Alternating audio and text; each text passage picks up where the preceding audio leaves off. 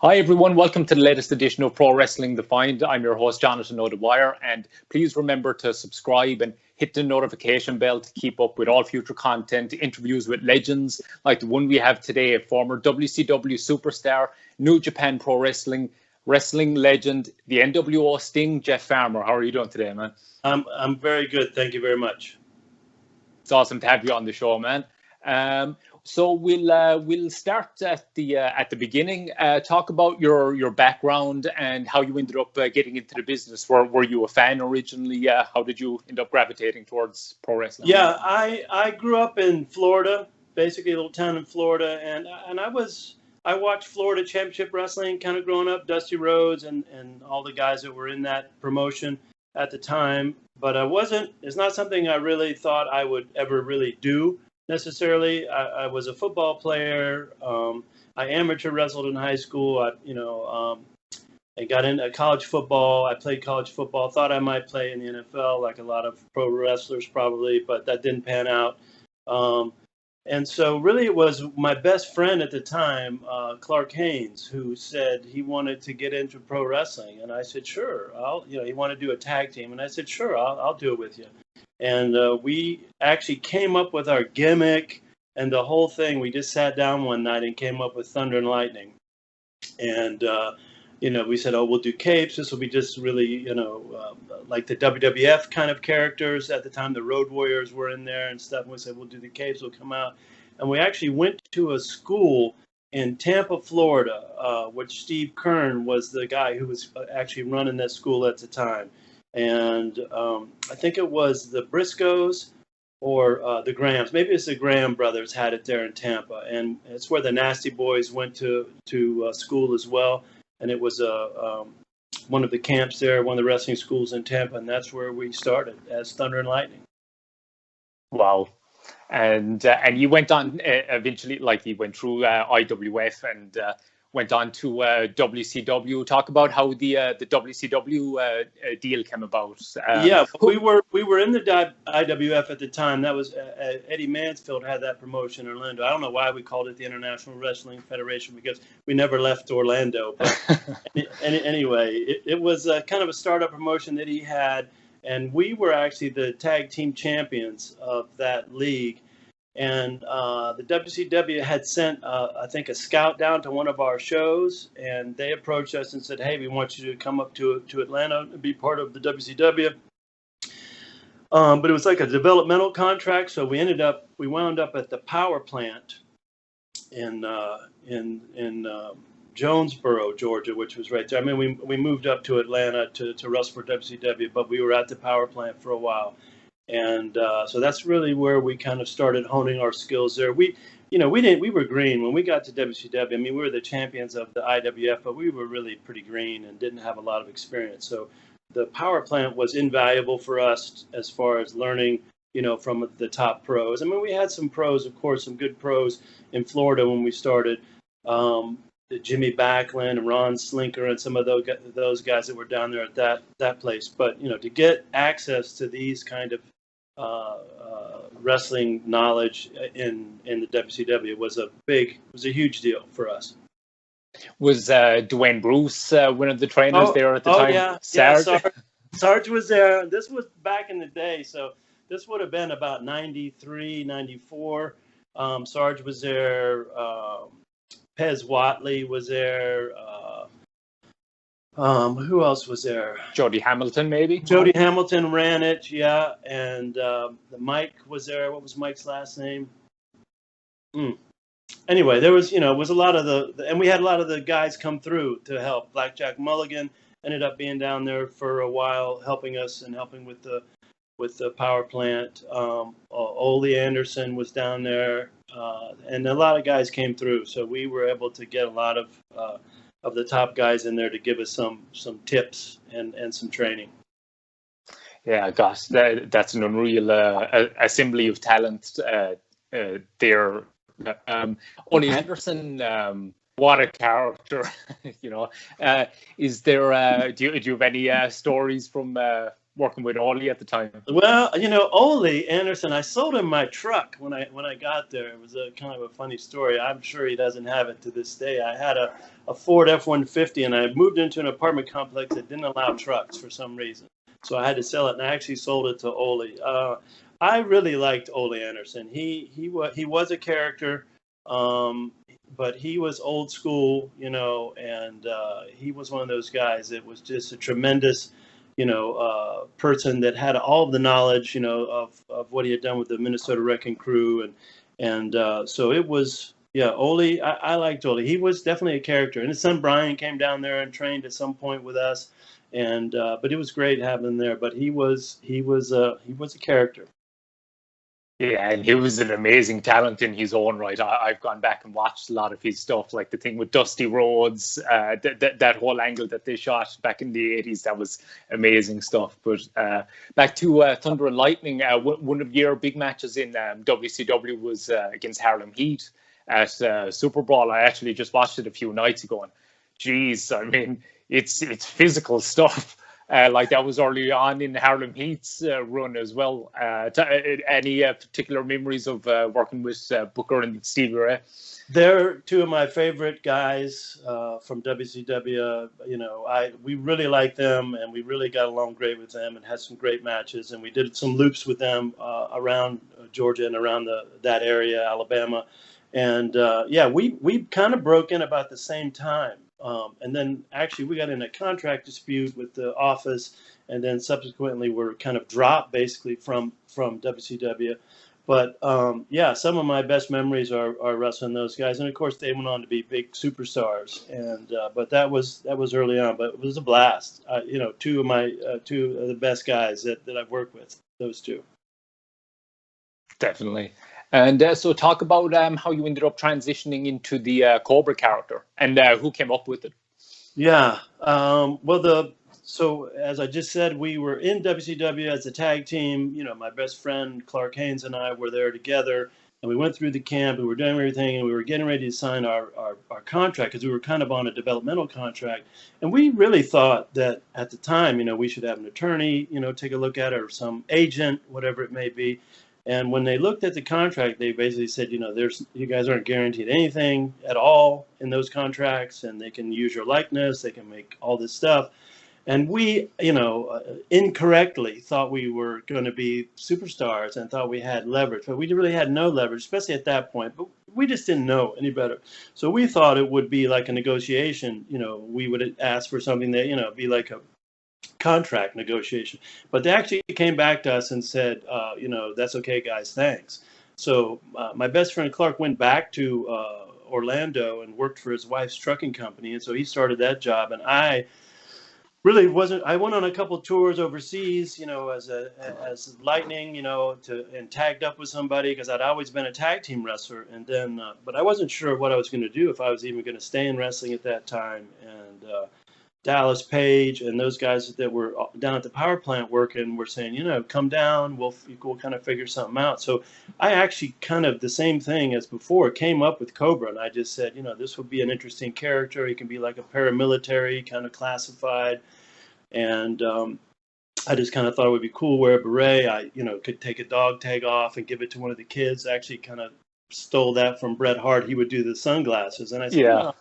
I'll do dog tags. It'd be similar, but it's an interaction, with the crowd. And so Flair had the book at the time, and we were working out of Center Stage. And he said, he goes, I know you can work. Come down, bring your stuff and come down, and we'll figure something out. So I started kind of being a single wrestler there at that time at Center Stage, and that's how Cobra kind of started. And then they had Craig Pittman there, who was a former Marine, a real Marine. I wasn't, and he had no service background.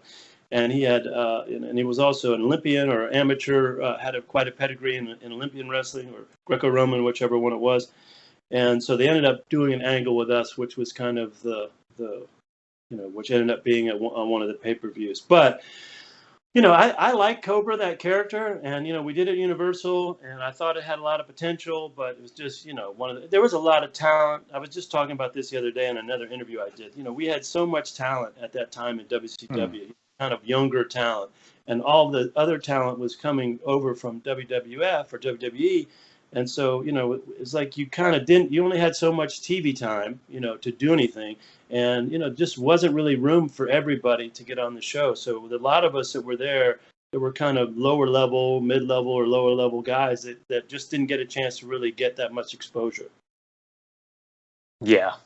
It's funny, actually, because I was watching, oh gosh, I can't remember what pay-per-view it was on now. What was it called? Like the Battle Bowl. It was like a 60-man battle royal. Yeah. It was a 60-man thing like that, like that you were involved in, and gosh, that's one thing that really showcases the depth of talent that was there at the time. I mean, gosh, the roster was just absolutely stock full of legends. Like it was an amazing time. Yeah, those things are a nightmare because you can't do anything. You're just like all the guys. You're just kicking and punching, and it's kind of crazy. But they're fun. They're fun, and I think the fans enjoy it. But there's not a lot you can do in something like that. But they're kind of fun to get together. But yeah, we had a lot of talent. I mean, there's a lot of good guys. A lot of them came out of the power plant back then, but there was also just a lot of talent. Even from overseas that had come over at the time, and so yeah, we were stacked back then. Definitely. And it's funny, in the match at I think it was at Fall Brawl with Craig Pittman, where he came down from the rafters. It's kind of an ironic foreshadowing of things to come with Sting later on. It was kind of ironic in that respect. But that was really innovative for its time. What did you think of that whole angle? I was, I mean, it was fine. I was glad to be a part of it and be on the show. It's just I didn't think they really, I didn't think about the character that much either, really. So it wasn't a lot of character development, really, on my side. And I had brought it to them, so they probably hadn't really done a lot of character development. But, I mean, I thought it was fine. It was fine for the time. I don't think we did much of a match, if I recall. It was super fast, and I don't think there was a whole lot of work. We had done some decent matches up before that to kind of prep for that one, but that match was like, I don't think it lasted very long at all. So, and again, probably because of time constraints and trying to make sure everybody has some time in there, so they were just throwing everything in there. But it was all right. Just going backwards, actually, for a second, while you were in Thunder and Lightning, you actually worked a couple of tag matches with Chris Benoit. What are your memories of working with Chris back then? Chris was an amazing talent. I also later worked with Chris in Japan, quite a bit, because he had been over there for years. So later I worked with him there, but I worked with him in WCW too. And, his tremendous hand, great talent, came from a really good background with the Canadian wrestlers that were trained up there. I think with Stu Hart and those guys. So yeah, Chris was fantastic, and I was a good guy. I always got along with Chris, great. Sure. And so we come to the infamous NWO Sting angle with the NWO. I mean, gosh, it was just absolute genius. I remember, actually, I saw it. It was years later after the fact that when I saw it on the NWO DVD, because I didn't start watching WCW till 1999. But so I actually saw it just watching the War Games match.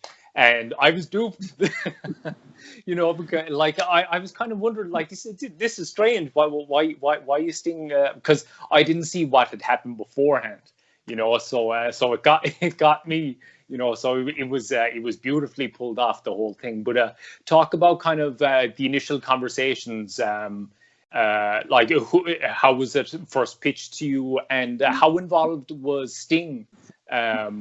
Did he kind of, for the lack of a better term, like coach you on any of the of his like signature moves and things like that? Like, how involved was he in that whole process? That's a good question. So yeah, let me go back just a little bit, just because, first of all, I think they decided to do it. And I'm glad we duped you. That was the whole point of the whole segment, right? So actually, Dallas Page approached me. He was pretty tight with Eric Bischoff at the time, and I think they're still good friends. And he said, that they had this idea to do this, fake Sting, character. And I think they chose me because physically I was very similar. Steve and I are about the same size. So, they probably said, okay, Jeff, is about the same size. So, obviously Steve was aware of it because they actually did a prosthetic at that time of my face and his face. So both of us had to go get prosthetics done. And they had a guy named Andre who had done some Hollywood movies, and so he was there and he made prosthetics, and they did something that built up my forehead a little bit. And we had contacts. We had to put contacts in. And I actually told this story just a few days ago that, I never wore contacts. So it was hard to put a contact in my eye. So it took me like an hour to get one contact in because he had brown eyes and I had blue eyes. And so during the segment where I attacked Lex in the limo, the contacts were getting stuck, and there was times I couldn't even see Lex. I'm just swinging away, hoping I'm going to hit Lex because I really can't see that well. And so later we ended up dropping the contacts and the prosthetics. And because once I painted up, you really couldn't tell, facially really any real difference whether I had the prosthetics on or not. So we dropped those, which was so much easier. I think one night we forgot them and just went out without them, and nobody knew the difference. So then we stopped using them. It was a lot easier for me. And, Sting had given me some of his gear to wear, of course, for the segment. But we didn't really go over any moves or anything like that. I mean, I just watched what he did and mimic them a little bit. And the idea of the character was to really, initially it was to fool everyone, but later it was more to mock him and cause problems and kind of be a thorn in his side, so to speak. So if anything, it was to cause. So I didn't want to really be, we weren't trying to fool anybody after once it worked, everybody knew the gig was up. Then it was more, just causing trouble and like I said, being a thorn in his side, so to speak. But there wasn't a lot of interaction. I didn't interact with him that much other than, so and again, I don't know what they were thinking with that segment and where they were going to go. I don't think it was something they had planned on keeping. I think it was just supposedly going to be, this one-time thing where we fool everyone. But I think, and again, I don't know, you'd have to ask, but I think Hogan kind of liked it and the guys liked it and said, hey, this is pretty cool. Let's keep it. And so then I ended up, doing some matches and doing the whole thing. And then, of course, wound up in Japan doing it for years. You just mentioned Hogan there a minute ago. What was your relationship with Hogan? Like any interactions that stick out? Yeah, it was fine. He was always very cordial, very professional, nice guy. I got along with him fine. I got along with Hall and Nash and all those guys. I was a minor part of it. I wasn't part of the main guys. But yeah, he was super cool, and he enjoyed it. I think he liked what we were doing. I was happy to be there. So relationship was fine. It was great for me. Definitely, and like you had the victory over Lex in the War Games match, and you actually worked together while you were Cobra as well. Talk about the memories of working with Lex. Again, Lex is another one of those guys that I worked with. I really enjoyed working with Lex. He was great. We always had what I thought was pretty good matches together. We both try to do kind of the power stuff, and Lex was great. I always had a good match with Lex. He was a lot of fun. He was over big time, so he was able to really draw the crowd. And Lex was again one of the better guys I worked with in WCW. How gratifying actually was that actual moment of the War Games match? Because I think that still to this day has to be one of the best executed angles, I think, of all time. Just the whole entire thing, even afterwards when Lex is crawling out of the cage and, he's like reaching for Sting as he's crawling back, and just the whole thing was so well done. How gratifying was that for you, coming out of that thing? It was, probably one of the biggest pops, I've ever heard when I came down, and they thought it was him. And it was like, so it was amazing. I talked about this the other day too. It was one of those moments where, you don't forget it. It's like the hair on the back of your neck stands up, and, you just really kind of have everybody in there was just, on their feet. And it was just an amazing experience to get in. Of course, I'm also worried about not screwing up, not making a mistake and making sure, that this pulls off the way we kind of planned it.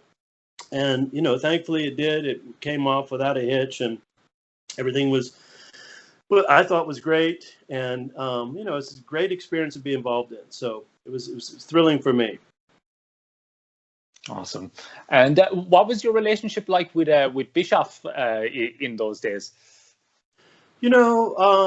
Early on we had the contract dispute, as I mentioned with Eric, and then when they asked me to do the NWO Sting, to do that part, Eric and I kind of met and shook hands, and was kind of like, okay, this is a better arrangement than we had before, and it's fine. And I admire Eric. I saw him not that long ago in Japan, and we sat down and chatted, and to his credit, he did an amazing job at the time with WCW and the stuff that he was doing with the NWO and just running the company, and I said this last week too, very knowledgeable guy that did a great job, running the WCW. And we were in those wars, the wars at that time with the WWE, and he did outstanding. So hats off to him for being able to pull everything off that he did.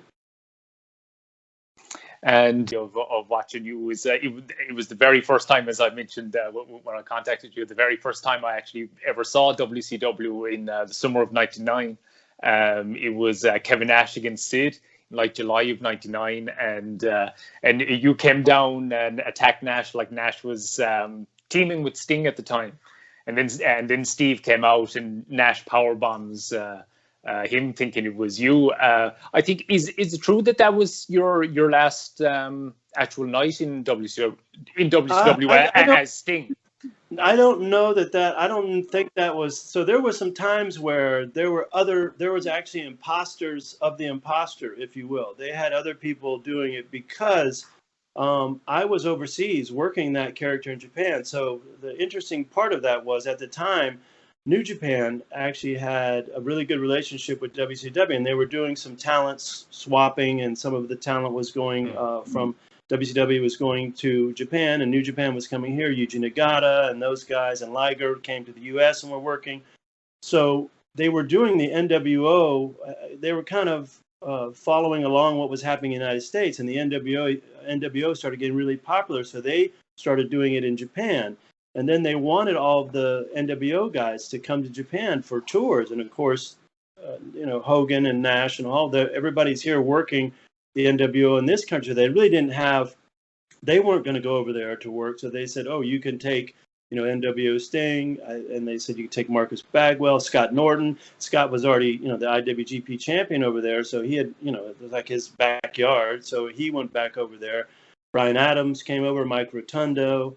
Some of those guys. So they had like an NWO going at almost the same time as the NWO in the States. So that character, when I got to Japan, they knew that it was a different character. They knew I wasn't trying to be Sting. It was the NWO Sting, which was a completely different, character, a bad, version of him. Mm-hmm. So, and I ended up working, over there every tour. So they were actually, if they needed to do a fake Sting, they had to use someone else because I was over in Japan working. So they ended up using some other imposters of the imposter, if you will. So there's some things that were done that I wasn't a part of, wasn't there at the time. And so, I don't think I was in, I don't recall being in that. Also, it's a long time ago, so some of my memory's not that good, but, that probably was someone else. Okay. Do you think, because you got over so huge in Japan with that character, even more so than Steve Borden, do you think that's because your style was more kind of, your in-ring style was more like properly pro wrestling based, and Sting's was kind of more based around the character? Like you had the more kind of hard-hitting, proper pro wrestling in-ring style? Yeah, I mean, well, several reasons. One, I worked over there a lot, right? So they saw me, so they saw me over there every tour. And, I had to adapt to the style in New Japan. New Japan was a very hard, hitting style. It was a little more physical. So I, with the help of Scott Norton and Masa Saito and Black Cat and all those guys that were there, I worked on that style. I mean, of course, I used some of the moves, the Scorpion and the Splash and all that stuff. I integrated those into the match. But I would do a clothesline off the top rope. I don't think Steve ever did that. And, so I use my pro wrestling style and just mix some of the Sting's moves in when I was doing NWO Sting. But, it was different. And we wrestled long, they were long matches. So you didn't go out there and do something like, I know Steve at the time was just coming down or being up in the rafters. I was out there, working, long matches. So, but it was one of the best experience I could have ever had. New Japan was where I really honed my skills over there, and the company is amazing, and the wrestlers were amazing. So it's one of those things that I just really respect, not only the company New Japan, but all the wrestlers that were there at the time. And the other wrestlers that came in, we had amazing talent that came in from Mexico. We had the luchadors, that all of those guys, and we had talent from England that came in, like Robbie Brookside and Fit Finley and all of those. So it was an amazing experience to be there at that time and really kind of integrate with all those styles and kind of learn them. So it was a big learning curve at that time. And mentioned a name you mentioned there a while ago, Scott Norton. I mean, like you worked with him so much through the years, both in tags and against each other. Talk about your memories of working with Scott. Oh, Scott. I talk to Scott a lot, actually. And he's still one of my best friends to this day. I wouldn't have made it in New Japan without Scott Norton. Just basically, he knew the ropes. He knew what was going on. He knew where to eat. He knew all the other things that you do outside of the ring. He knew how to work the style in the ring. And without Scott really taking me under his wing, it would have been very difficult for me. So, that's a guy that I owe a lot to as far as my career in Japan. And then, Scott was he was a superstar there. I mean, he was the IWGP champion. He was over huge. He was the top American in the country. I mean, he was the legit, number one guy over there, I think. I mean, if not, he was in the top three for sure. I mean, I know Vader was over there and some other big heels, but Scott was one of the best big, workers in that country for sure. Definitely. And another prominent name that you worked with quite a bit over there was Massahiro Chono. Talk about working with him. Oh, well, Chono is, he was, again, one of their top guys. Chono, Muda, those. And I learned a lot from them. Those were the guys that we were teamed up with, So, I went from doing, mid-level stuff in the States in WCW to working in the main event stuff, a lot of times in New Japan. So you had to step it up. And Chono was one of those guys that was just an incredible, fountain of knowledge about the business. And I just watched him and learned from both of them, actually. And so, yeah, it was a great experience to be in with the ring with them, working with them, learning from them, and being a part of their program, because they were those were the two top guys at the time, really, at that point in the company. Definitely. And talk about transitioning into the Super J character and the Team 2000 angle. Yeah, so at the time, NWO was running awesome, right? And it was great. But what had happened was the NWO had started, kind of faltering in the U.S. So what happened was we dragged it out a little longer, but at some point the NWO was going to be, kind of cease and desist, so to speak, in Japan. So we had to come up with something else, and I think they wanted to keep the group together, So Chono did Team 2000, and that was kind of like the same group of guys that were all working in the NWO, especially the Japanese guys that were there at that time, and we just kind of transitioned into Team 2000. So it's similar. And then later, I did Super J, and I think I wore a mask at some point. I wore a mask a few times over there, and I think Masa Saito is the one who came up with it and just said, we're going to change your name. I said, sure, whatever you want. You're the boss. And I said, what? And he goes, Super J, and I was kind of like, why Super J? He goes, well, it's easy for them to say. It's easy for the crowd to kind of say Super J, and I said, okay, fine, that's fine with me. So that they came up with Super J, I guess because my first name was Jeff, so Super J. But it was fine. And then that character, I ended up doing that for a few years, after the NWO Sting. So that was a lot of fun. Nice to be out from under the paint and kind of do my own thing a little more. But and at that point too, as I said, I've been working a lot, so I knew the style, I knew all the stuff that was going on there, and it was a fun time to just get out there and work. And Scott and I teamed up a lot at that point together. Which style did you actually prefer? Did you prefer the kind of strong Japanese style, or did you prefer working in the States?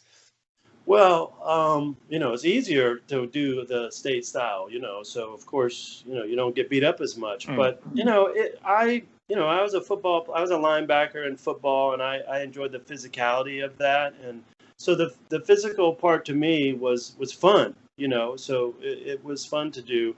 I mean, it can be rough, and especially over there, it can be a little tough, especially if you do it every single night, But I enjoyed that style, and once you get used to it and you got kind of rolling along using that style that they use in Japan, it was just like anything else. You just kind of work the way everybody else is working. So it was good. I enjoyed it. I enjoyed my time there, so I enjoyed the style. And just before we wrap things up, just some quick fire questions. Person that was the biggest influence on your career? Wow. That's a great question and really difficult. Wow. I almost have to say Masa Saito, just because when I was in Japan, he was really a mentor for me at that time. I didn't start with Masa, but, I just learned so much from him, and just having him in my corner, all the time, that was like I hadn't had that before, where you knew someone was kind of there to back you up and give you, just pointers and tips and tell you what to do and what not to do. And so probably Masa Saito, I'm sure that, there's some guys that helped me start that you could look at. Steve Kern was a big influence for me because I broke in with Steve. And so, learning from him and those guys. And the WCW experience was also good. But, I'll say Masa Saito. Favorite match that you weren't a part of, that you enjoyed watching as a spectator? Oh, anything Liger did was pretty amazing. Eddie Guerrero, who I worked Eddie, so I really can't count him since I worked with Eddie a few times, but amazing. Negro Casas, those guys that came over from, I think, AAA or whatever promotion it was in Mexico. Just the stuff they could do in the ring, watching them perform, Rey Mysterio, that kind of stuff. When you see those guys perform like that, you're just, it's amazing. You're like, wow, it's just enthralling to watch. And favorite match that you were a part of? Well, probably the one that you mentioned, obviously, when we did the whole switch was probably, it's the highlight, match was the War Games. But, I had some really good matches, which I would say the best matches I had were probably in Japan, and some of them weren't even televised, or they were just taped. They weren't big shows. They were just some great matches in Corrigan Hall, that were, I had a great match with Eddie Guerrero a couple times, and, he was tremendous. One of those guys. It was just great to work with. So yeah, so many good matches, in Japan. So that's again hard. Yeah. Do you still follow the business today? Actually, do you a little bit. Yeah, a little bit here and there. I think New Japan has some really good young talent coming up, and they're doing some great stuff. I knew Tanahashi when he was a young boy, and he was the champion, and I think he's still working. Actually, Yuji Nagata just worked A&E, so seeing him, and he's awesome. But yeah, I don't. Well, every now and then I'll kind of catch it here and there and watch it, But I was more old school style and from the old school time, so things are a little different. But it's nice to watch. Sure.